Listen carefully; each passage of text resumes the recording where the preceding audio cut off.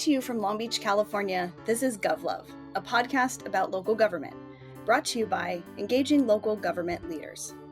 I'm Meredith Reynolds, Deputy City Manager of Long Beach and GovLove co-host. We have a great episode for you today, and we're talking with Dylan Russell, Executive Director of Lead for North Carolina at UNC School of Government. But first, the best way to support GovLove is to become an ELGL member. ELGL is a professional association engaging the brightest minds in local government. Check us out and learn more about membership at elgl.org. You can also register for ELGL's 2025 conference, Camp GovLife, held in Santa Rosa, California, from October 1st through 3rd, 2025. Whether you're a seasoned local government pro or first-time local government camper, Camp GovLife is a perfect place to learn, grow, and make memories with fellow public servants. And in the home of Peanuts creator Charles Schulz, there may even be a Snoopy sighting. So get ready for a local government camp experience like no other. Now let me introduce today's guest. Dylan Russell serves as the Executive Director of Lead for North Carolina and Faculty Lead for Public Service Matters at the University of North Carolina School of Government. He is also co-founder of Lead for America, the nation's largest local government fellowship program. Through these initiatives, he has helped place over 200 students in public service roles.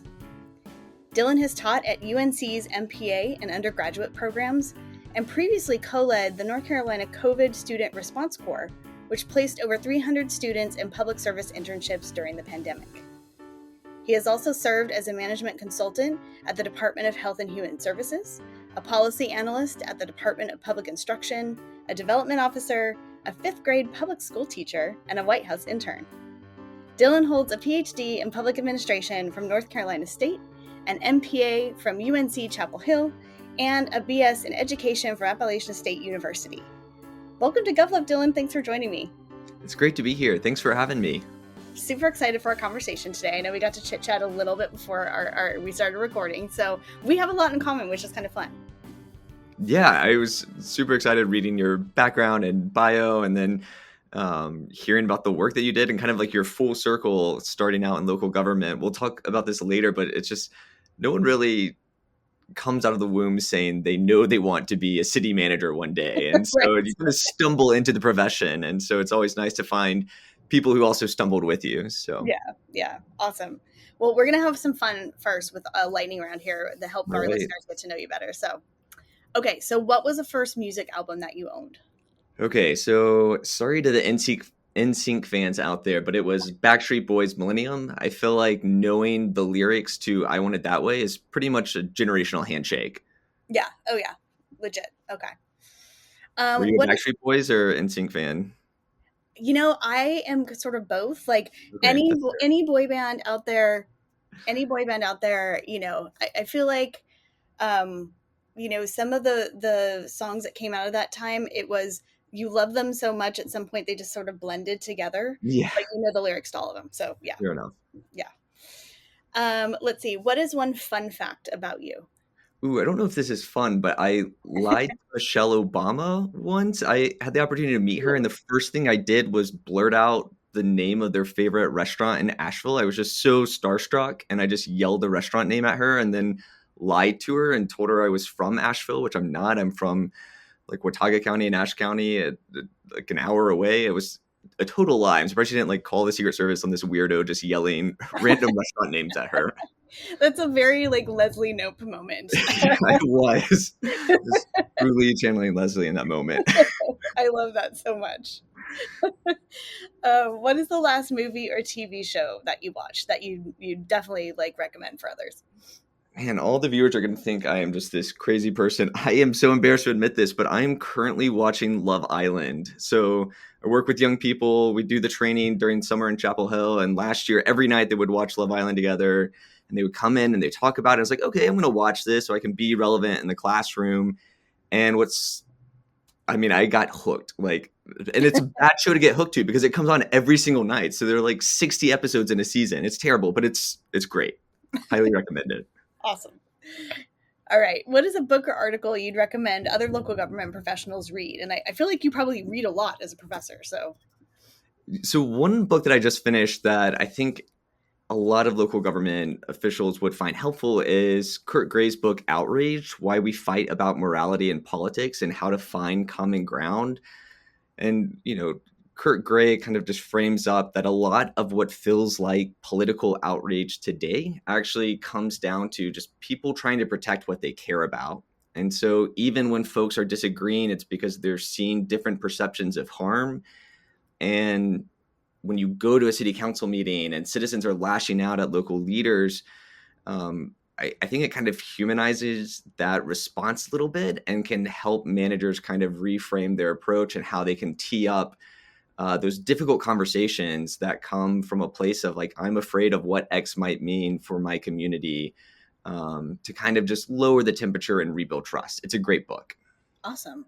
Yeah, that's not on my list, but now it is. Thanks for sharing. Yeah.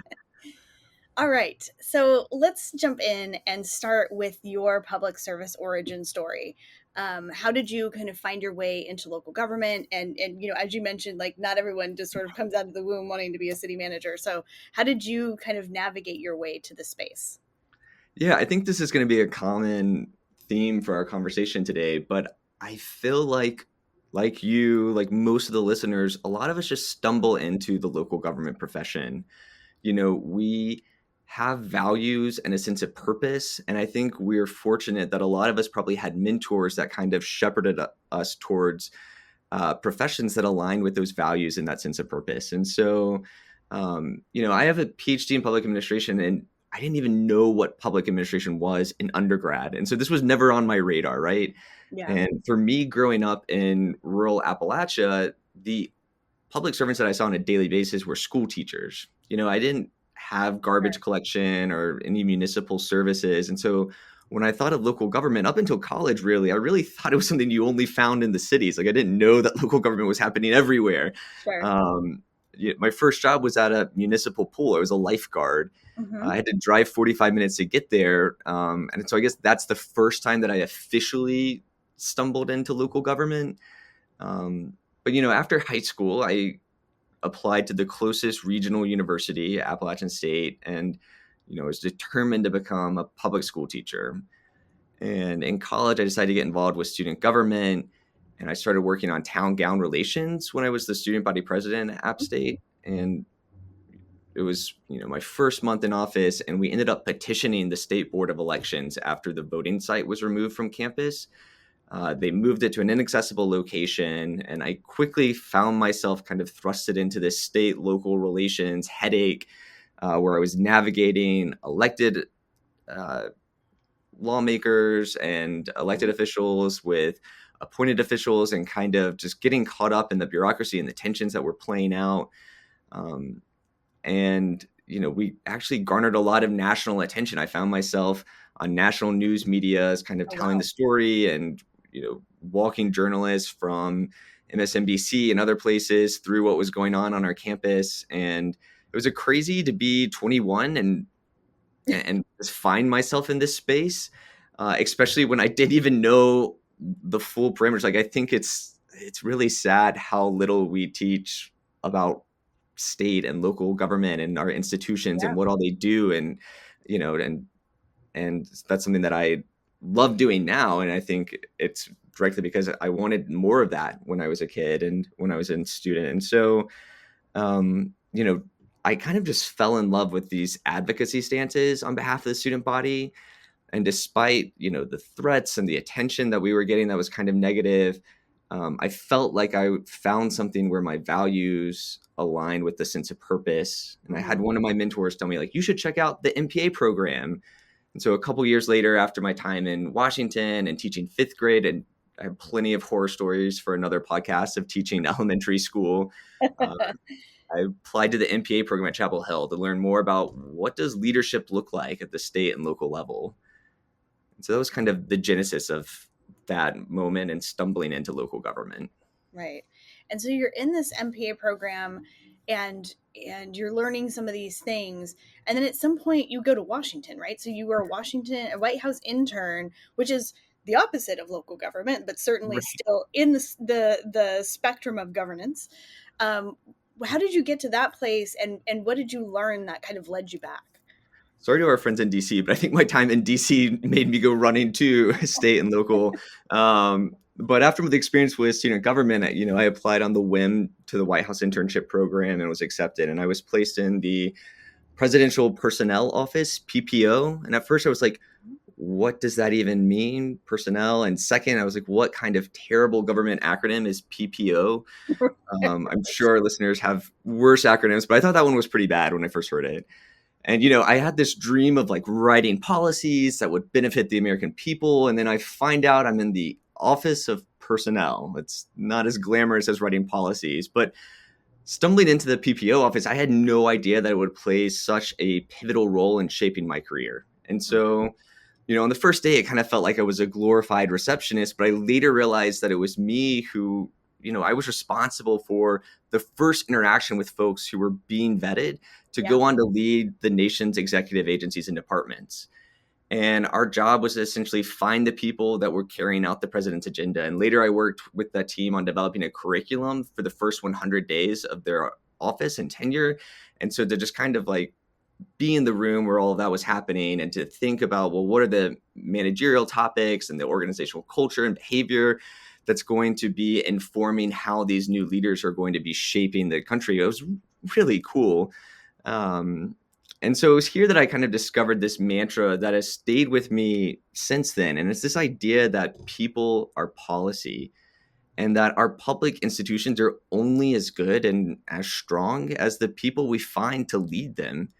And so that experience led me to think about back home, rural Appalachia in North Carolina, where I grew up, the downtown closest to my family's farm. My entire life, the windows in that downtown were just boarded up and the downtown just sat completely vacant. And, I thought about what kind of message does that send to me as a kid? You drive by what your parents and grandparents described as the old heartbeat of the community, and you just see boarded up windows. And to me, it's crazy because easy from or even from an early age, I noticed that this was not a place worth investing. This was not a place worth returning. And I mean, you see that narrative play out in pop culture. It's like, what does everyone do when they graduate from college? It's like Friends. They go and they move to the big city. That's just what we're expected to do. To be successful means to go off to college and then move to a city. And this narrative just started emerging during my time in Washington that really made me want to go back home to North Carolina and really want to think differently about local community. And so we don't need the nation's brightest and best only in Washington. If we truly believe that people are policy, we need to get them to communities that need the most help. We need to be proactive in identifying, training, and supporting talent at the local level. And that's kind of the genesis of Lead for North Carolina and Lead for America and the work that I do at the UNC School of Government now. Very cool. Yeah, well, and I grew up in a really small town in agricultural town in the Central Valley of California, and I'm totally resonating with that sentiment about boarded up windows and what the visuals cue you to believe, and Right. there was a concept there, maybe this came up for you, but this concept of brain drain, right? Mm-hmm. So people who go away to get a university degree and sort of never come back, right? So Right. there's this concept of to be successful, you have to take that university degree and go apply it in a different kind of place. And so this is going back to your roots, going back to home, and not kind of leaning into that brain drain, bringing that all back, is really useful for these places that need people to love and care and curate the next version of what that place is going to be. Totally, yeah. And I mean, you just start to realize how structurally everything is set up to support that brain drain. It's Mhm.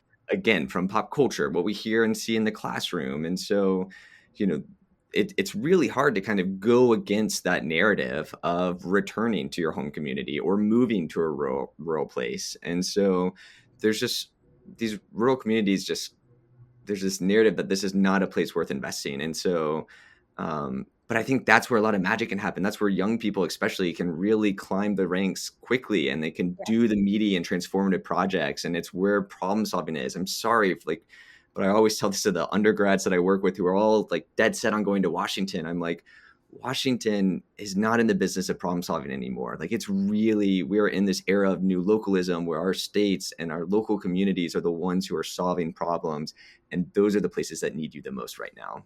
Yeah, definitely. And I definitely feel, in any of the places where young folks can kind of get their start and their toehold in some of these places, um, it's the kind of thing where they get projects that they might not get anywhere else, right? Because there Mm, is no one else to do them, and totally. they can wear lots of different hats and learn lots of different things. And unless there is a place that is just sort of so far gone that can't Yeah. really give them that experience. But there's a lot of places who look to the younger generation and like, you know what, you're here to help. Mm, Let me show you how this works, and let me kind of let you go and learn some things. And I think those are great spots.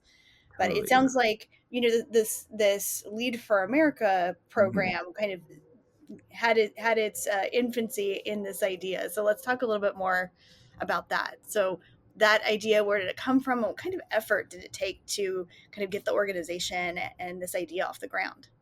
Yeah, so my good friend Joe Nell and I were talking in Chapel Hill. I was here for grad school. Joe was an undergraduate student, and we were talking about what most of our friends and classmates were doing after graduation. And there was a common theme is that they were clustering in a handful of cities across the nation. And a lot of them were attracted by businesses that funneled millions of dollars into college campuses to attract the nation's best and brightest to their private firm. Public sector just couldn't compete with that. A Yeah. lot of these folks, they had internships when they were sophomores and juniors, and that led to a job right out of college when they finished their senior year. And that same type of infrastructure just doesn't exist at the public level. And so, in graduate school, and we talked a lot about the silver tsunami, and so that upcoming Yes. retirement of our nation's public servants. And I was in one class with a professor, and they were talking about in North Carolina, 70% of local government leaders are eligible to retire. Oh, wow. And so I dug in a little bit deeper to that. And in the most rural counties in North Carolina, these local governments employ one out of every three individuals. And so you can see that there's like a more normative question starts emerging about what happens in these places absent our willingness to invest in them.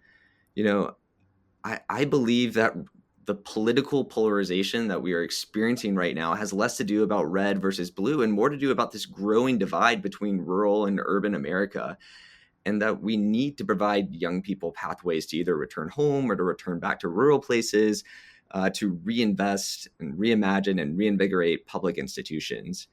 And so Joe, Benya, Reed, and Kinsey, some of my other co-founders, talked about the barriers of public service hiring, why our classmates weren't pursuing careers in public service. And, there's a lot of things that are not going to be surprising to hear. Like, for example, on average, the private sector takes 30 days to fill a position. Mhm. You compare that to the public sector, which can take up to 4 months. I remember applying to a Or state longer. government. Yeah, or longer. Yeah, 4 months. I was like, oh, that's not that bad. And Yeah. then you read the 30 days and you're like, wait, people can do it that fast? It blows your mind. But I remember applying to a state government job, and I had to copy and paste the resume that I just uploaded into like a box Yep. where, and you're like, why am I doing this? This is crazy.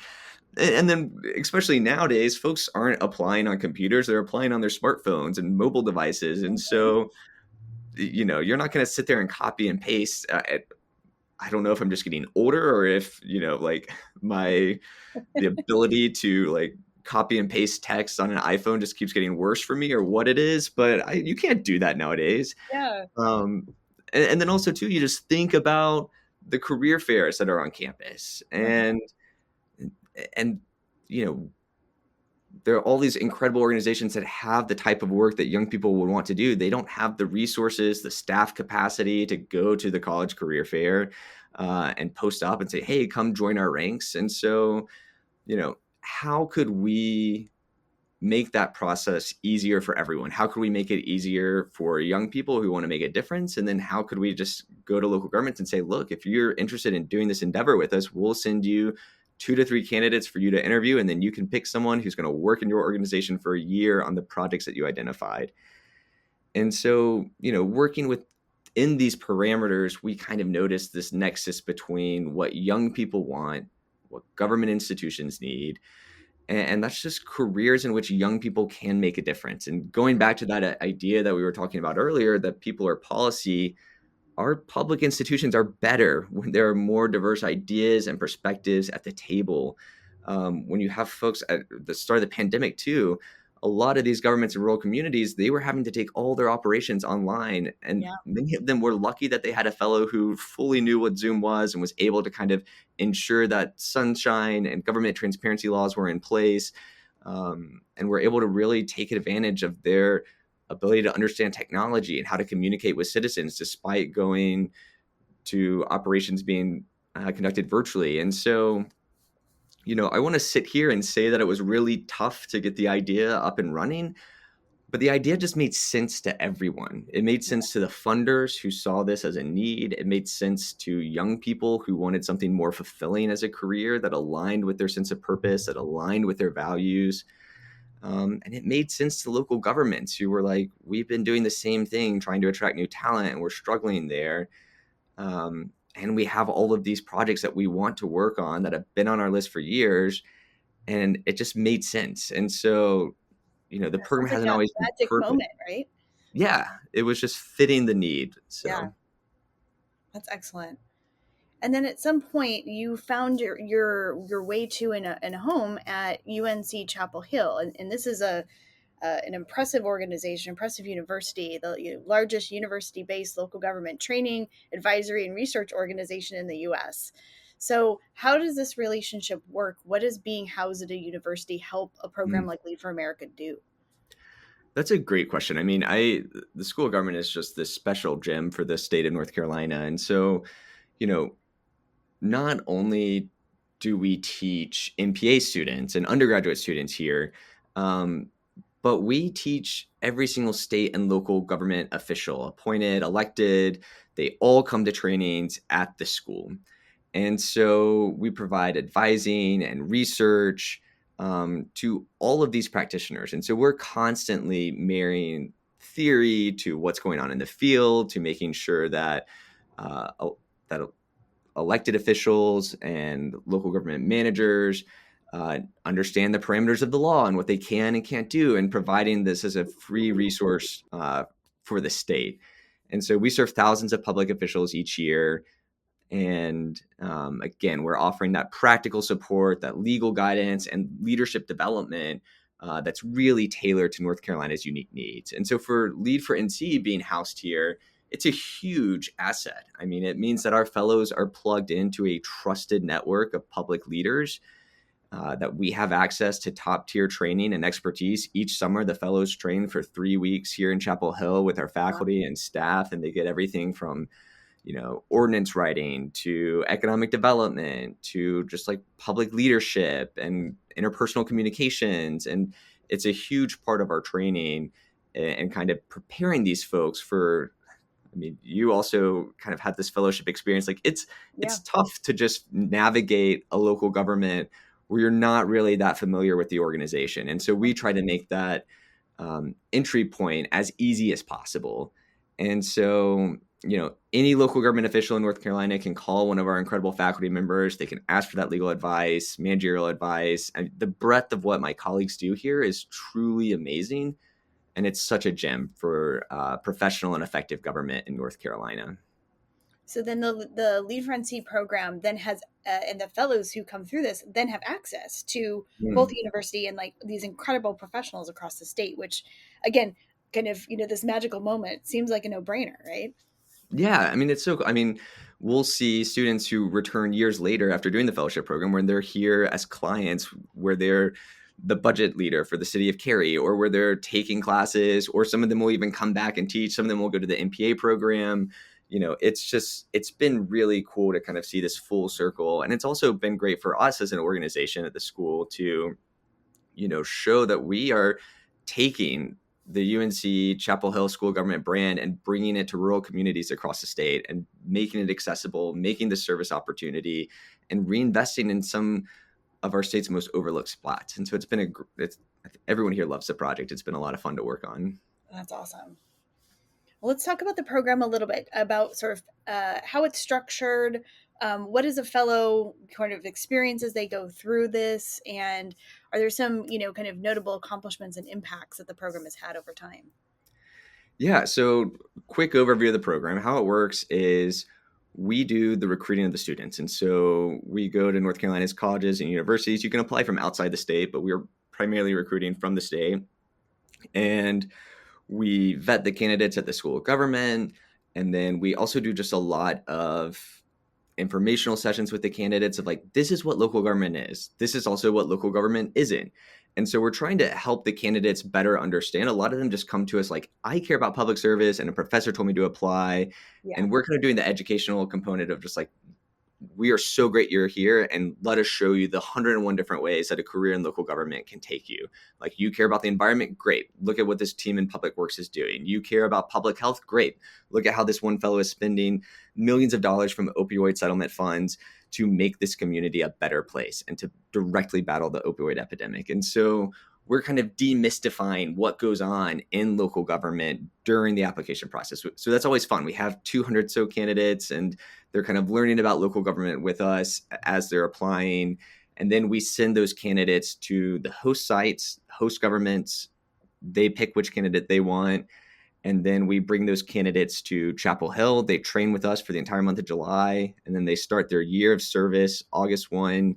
And they are full-time employees in the host site. And so day-to-day supervision, all of that's delegated to the host site.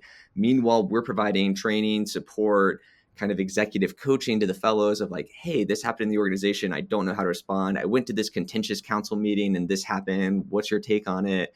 And just providing that extra scaffolding and resources. And so since the program was launched, our fellows have secured over $100 million in private funding to advance key community initiatives. They played pivotal roles in kind of increasing organizational capacity, whether it's helping local governments navigate ARPA funding and compliance, or yeah, I know everyone's just like, oh God, don't talk about ARPA. That was my entire job for 3 years. So no. So I might have triggered you there. I'm sorry. Okay. But I mean, think about how nice it would have been to have a fellow working with you to kind of like help you project manage the compliance piece. I mean, what the federal government was asking, I mean, that was a full-time job. And a lot of these municipalities and counties, they were not in the position to hire someone to do that type of work. And so we were able to provide additional training and support to kind of make sure that these local governments had the toolkits and the personnel to make sure they were fully compliant with the law. They've created public art campaigns. They've decided how to spend money from the opioid settlement.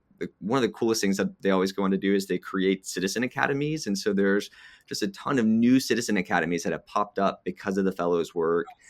And so, I mean, these folks become true generalists, and it's inspiring to see what they accomplished in the year. With Hurricane Helene that just happened, Western NC was hit hard, and one of our fellows was called in, and she was just like, hey, Dylan, they want me to go to the emergency, like where they're dispatching everyone. Should I go do that? I'm like, yeah, if you want to do that, like, feel free to, just be safe. And so she was at the dispatch center, and she was noticing all these teams getting pulled away to kind of respond to the hurricane as it was happening. And so it was just her, and she was literally managing the dispatch center for the entire county. Oh, and wow. Now she's leading the recovery committee for the county. And she's staying on as a full-time employee. And so there's so many like feel good stories that come from this, but there's some things that are also just hard to measure. So I was talking to one of our city managers from the first cohort, and he was like, Dylan, like, this program brought a breath of fresh air into the community. Like, the fellows' presence reminded me why I went into municipal management.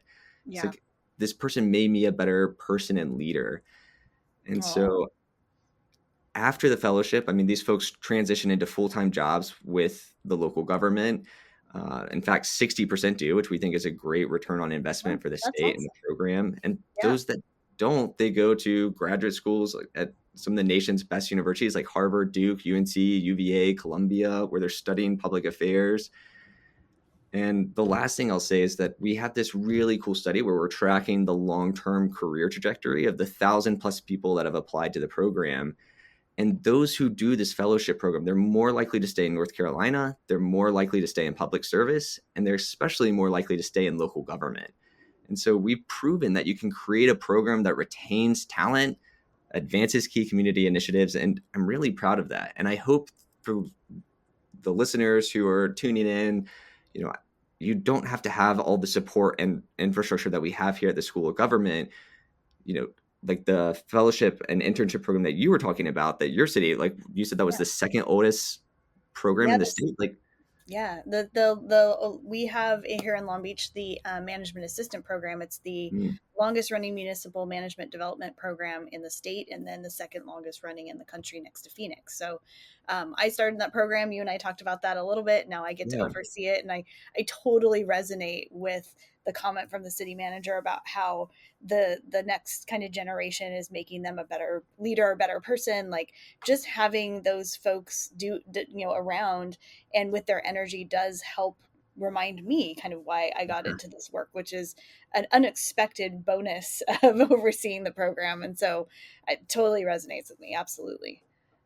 and I think there are like other important things that we don't always measure when we think about these fellowship programs, but just like having a cohort based experience of Yes. like one or two other people who are doing this experience with you who can help navigate that space. Even if you're not doing a fellowship program with your local government, like if you have the ability to bring on multiple interns at the same time or to even just start employees as a cohort, like that is a way to make sure that these people feel more invested in the organization, like foster that sense of belonging. Like these are important things that we've learned from doing the fellowship and just working with local governments. And, I just, it doesn't have to be this big fancy thing. Like you can Exactly. take some of the best practices that we've learned over the past couple of years to really make your new employees think differently about the organization. Yeah, absolutely. Well, and I love that advice because we present on our program a lot and we get that a similar comment like, well, Long Beach, you're, close to Yeah, 500,000 people, you have 6,200 employees. Of course you can have a big fancy program like this. And I will tell people like this program started in 1980. We're celebrating mm, our 45th year. Like it did not incredible. start like this, right? Like Yeah, it started with an idea very similarly that met a moment that people really kind of glommed mm, onto and it has picked up over the years, and there are best practices that you can right. pick out of that don't require all of this infrastructure. If it's Yeah. just, I mean, we're right now merging our civil service and HR departments. That's a whole nother podcast, but Uh-oh. Yeah. in any case, this concept about hiring, if the one thing you pick up from this is make your hiring process easier, do that. If it's Totally. the kind Yeah. of thing where it's, the next generation of local government folks and working with universities, do that, right? There's a Yeah. lot of things you can just do, a lot of which does not need permission by your organization.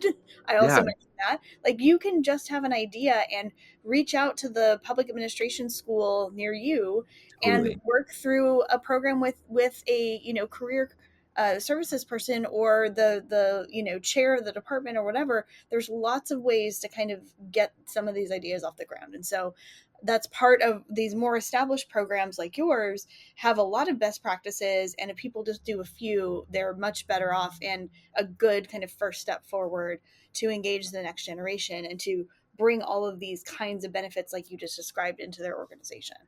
Yeah, that's a great point, is that your organization has what young people are looking for, and they are looking for a career in which they can make a difference. And so that's all it takes. I mean, you just literally have to open the door and, provide support, provide mentorship, but it's that easy. Yeah. So if someone is interested in Lead for America, Lead for NC, how should they go about getting involved? Maybe this is someone who's listening from North Carolina. Maybe it's someone who's listening from across the country. Yeah. Maybe it's the kind of thing where they just want to have a conversation and kind of learn more, or how do they actually get involved to get a fellow placed in their organization?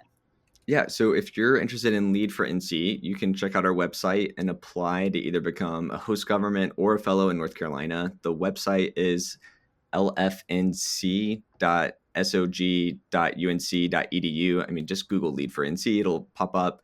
If you're interested in Lead for America and one of their leadership development programs, you can go to leadforamerica.org to learn more. Awesome. So when you have kind of been working on this in the state, what's been your kind of uptake like? So you started with perhaps a number of cities, and how has that grown over time? Yeah, I mean, we now have a demand where we can't fill the number of local governments that apply. So like the very first year we were begging local governments to participate in it. We were like, please do this. We need your help. And we found 16 incredible partners.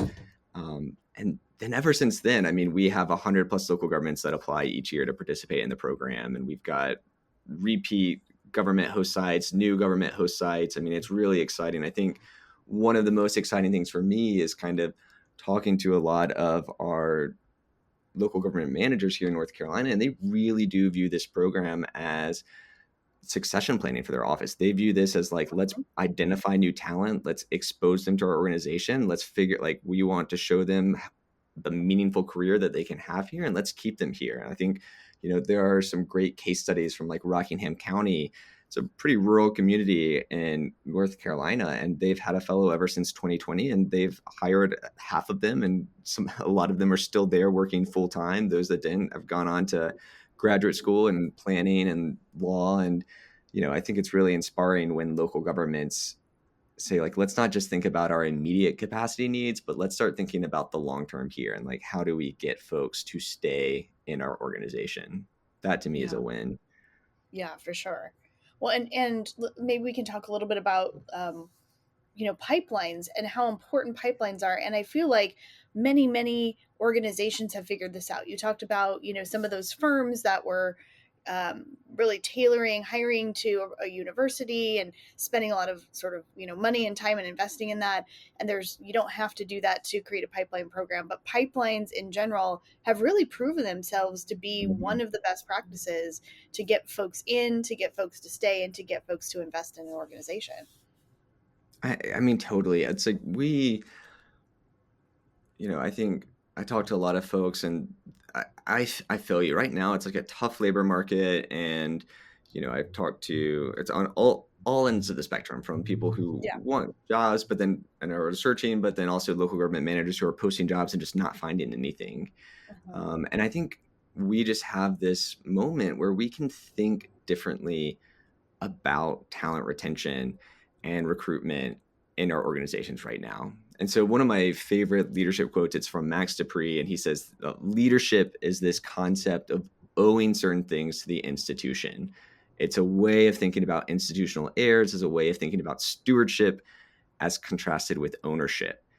And I mean, what he's saying here is that right now, you are responsible for future leadership. It's the only reason we have institutions, is that nothing is possible without individuals. And I think Monet said nothing is lasting without institutions. And so as leaders, we must actively foster that process of renewal within our organization. And so what are you doing right now to attract new talent to your organization? Because I know a lot of your listeners are doing really important and meaningful work, but if we are not actively building that next bench of talent, we're all going to be in trouble as a nation, as a community. And our current approach to the employee experience is just not working the best way. And so how can we think differently about that? State of the global workplace, they said 23% of employees are engaged at work. 34% say they're thriving in their roles. And that number is lower for those under 35. Yeah. And they said 52% are actually looking for the next job. And so with only 32% of government organizations have or are developing this process for succession planning. And so, like, just think about the applicant experience from a student perspective. Like, meanwhile, 1/3 of Gen Z applicants don't know where to start an application in the public sector. Yeah. Most, like we were talking about earlier, they're going to apply through their smartphone. And so something that we started doing at Lead for NC is we started texting candidates. Why? It's on average, a text is going to get a response in 90 seconds compared to 90 minutes for an email. When I read that study about 90 minutes, I was like, wait, that's a little too quick there. It's like, who's responding in 90 minutes? But candidates who receive text notifications, they rate their experience 50% higher as a higher quality than those who didn't. And so the average text open rate's 98% compared to emails at 20%. And so you can automate most of this through different applicant tracking software systems. And so, how are we thinking about just the software and the systems that we have? And does that meet the needs and how this generation is thinking about the application experience? but also too, like we know the number one source of hire, that's referrals. And so what are you doing right now in your organization to kind of use resources and assets that you already have, the people working who care about the organization, to kind of tell the story of your organization? What does that social media engagement look like? Do you have people who are doing a takeover of like, here's a day in the life of what I do, working in public works? Here's um, why I find my career fulfilling. And so how do you expect all of that to happen when you don't have a digital presence?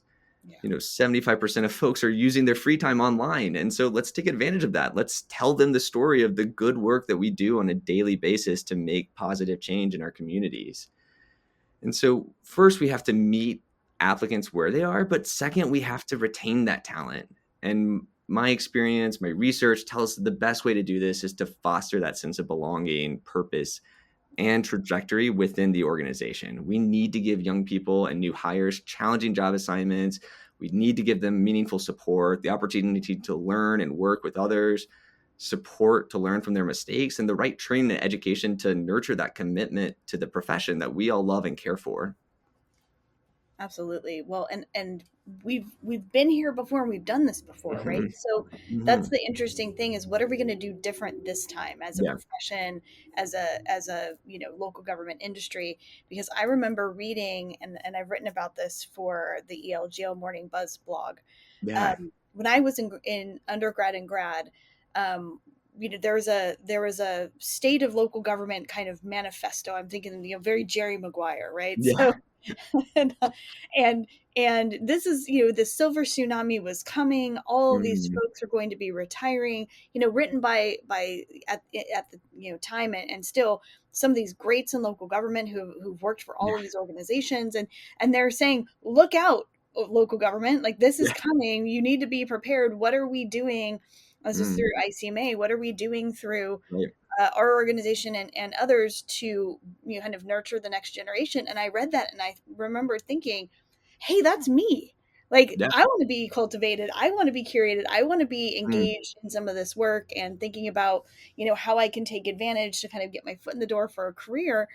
And so we had this laid out by organizations, by you know um, research institutions, by Mm. universities, like UNC and others, that have done a lot of this research, and it's there for the taking, right? And we've Yeah. seen that wave of silver tsunami come and go, and it will come and go again. And so how do we kind of adapt and learn from the last time we did this? Or if we Totally. did Yeah. nothing, what are we going to do this time that's going to move the needle a little bit? So Mhm. I'm very curious about that, just in general, and overseeing the fellowship here in Long Beach. I'm constantly thinking about those types of things too, is like, how do you continue to evolve in this space based on what people need, and Mm. fitting in the state of the world as it is when it comes to applying for Yeah. jobs and pipelines and experiential learning, so people are ready for the next thing, and all of the things that you've discussed. So love these kinds of conversations, because it just makes my brain ping in all kinds of different directions. I know. Yeah. Definitely like fired up. And I always, I mean, so sympathetic. Like we have just asked all of our local government managers to keep doing more, and they're doing more with less. And like you all are, I mean, not to sound like existential, but like I feel like the weight of institutions are on like our listeners, or like right now, like you all are the ones who are carrying the torch. And so, you know, I think most of us are in this profession because we had someone who, we talked about this at the beginning, who shepherded us here. And so it's like, I'm sure all of us can list off many mentors who kind of helped us find our footing within public service. And so how can we embody that with this next generation? I think, this next generation, they kind of get written off pretty easily. And I think, we kind of default into generational divides and thinking. Yeah. Um, but I mean, I work with these folks, and they, like you, are deeply committed to community, deeply committed to the work. And they might just think about it a little bit differently, and they might still be learning the ropes, but what ways can we nurture and foster that? Yeah. Well, you've been a professor in this space, right? Kind of teaching concept of local government. What observations can you share about this generation of public servants? And are there a few lessons that your students have actually taught you? Yeah, I mean, so many. Like I said before, like young people, like all people, they care deeply about their work, and they also care deeply about how they're perceived. I mean, we all care about, our colleagues thinking that we're competent, that we're trustworthy.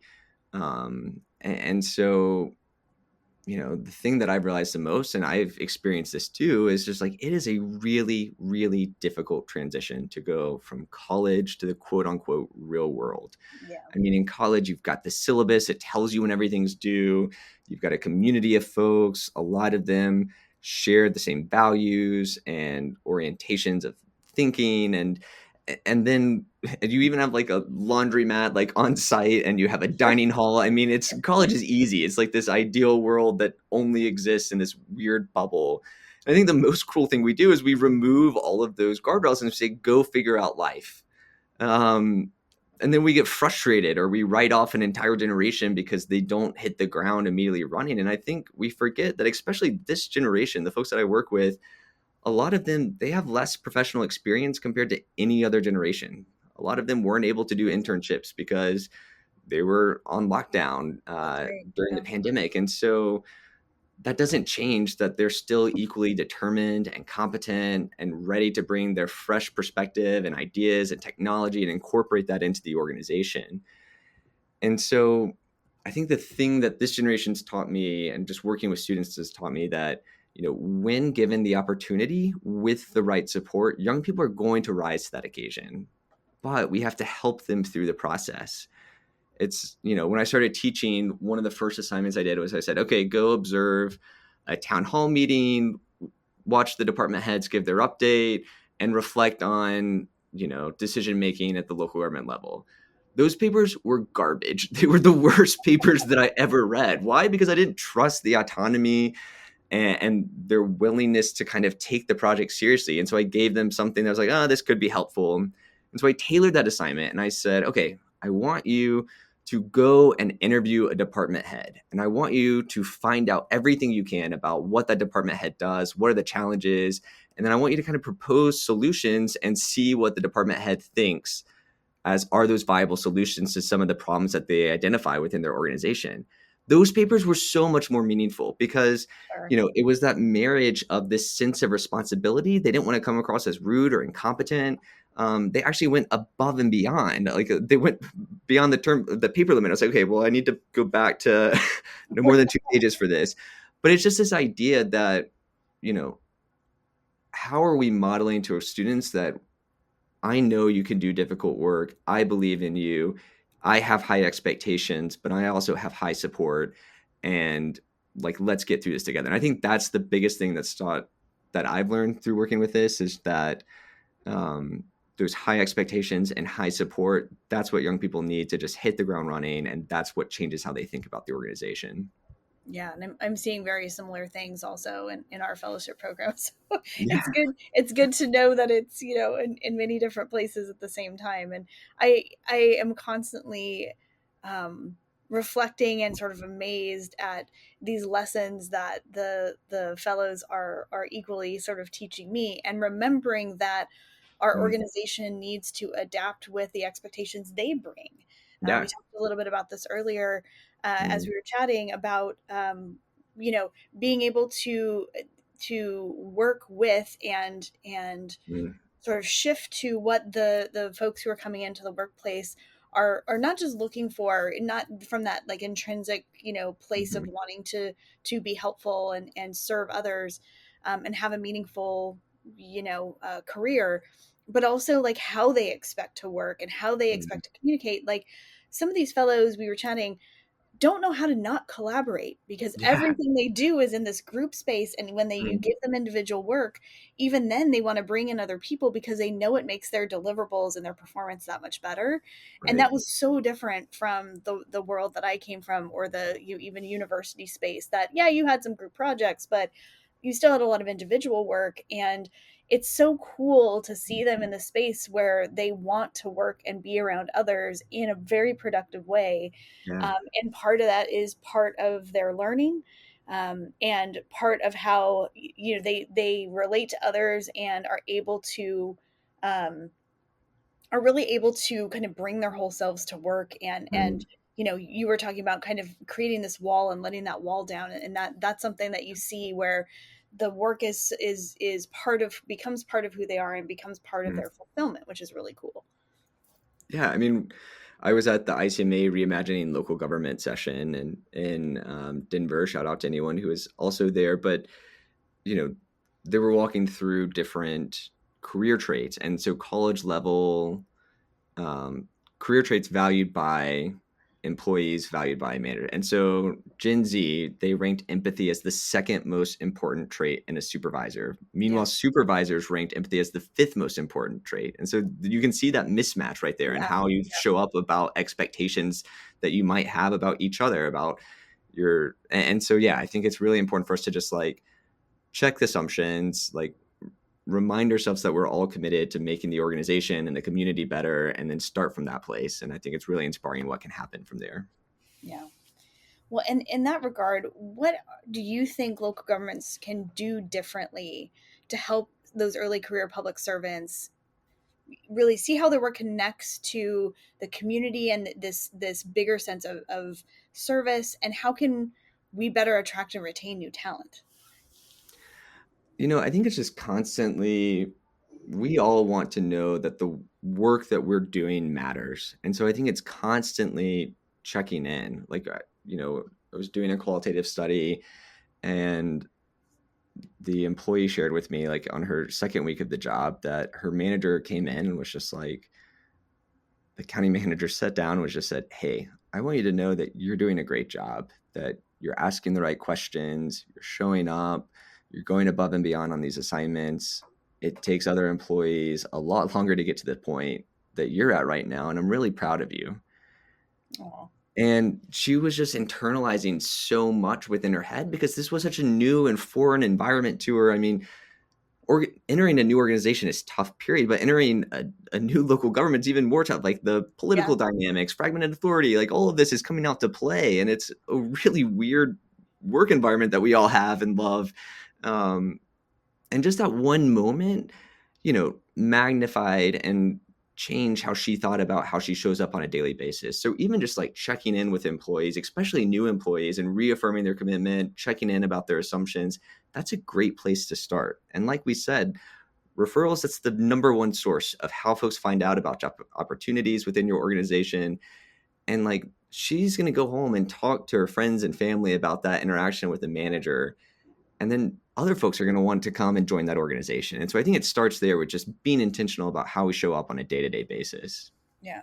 Shout out to that manager. Can they come to my office and tell me something similar?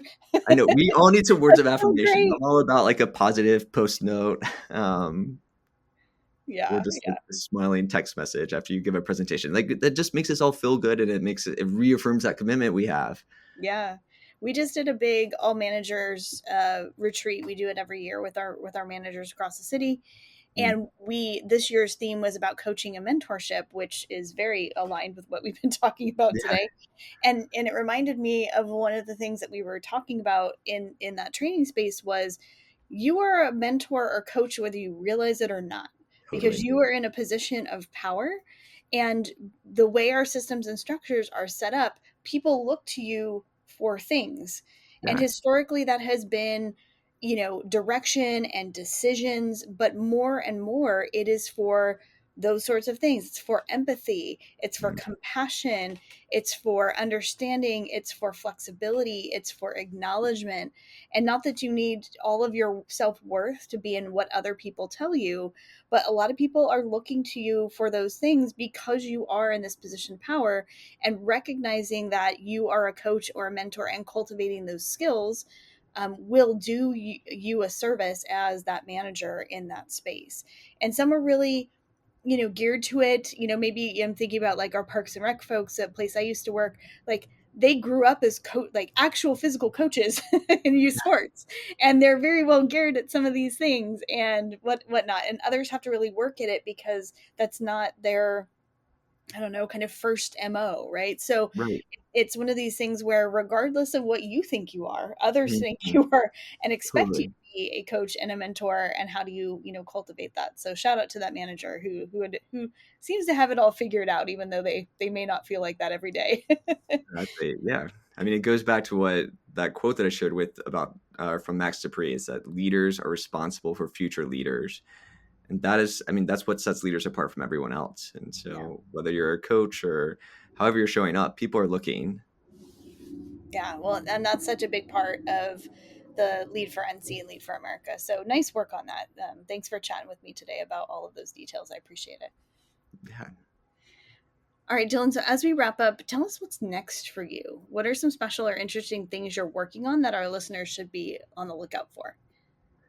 So one of the things that we're thinking about right now in the school of government is, the western part of the state was hit hard after the hurricane, and there are a lot of workforce issues that are bubbling up, whether they're identifying engineers or identifying new accountants for the local governments. And so that's something that we're starting to tackle that I've been really excited about, is kind of thinking about workforce development at multiple different levels, about how do you tap into retired managers, how do you tap into Lead for NC fellows, how do you tap into ICMA management fellows, and all these different wonderful programs that we have, and how can we leverage those to benefit the western part of the state.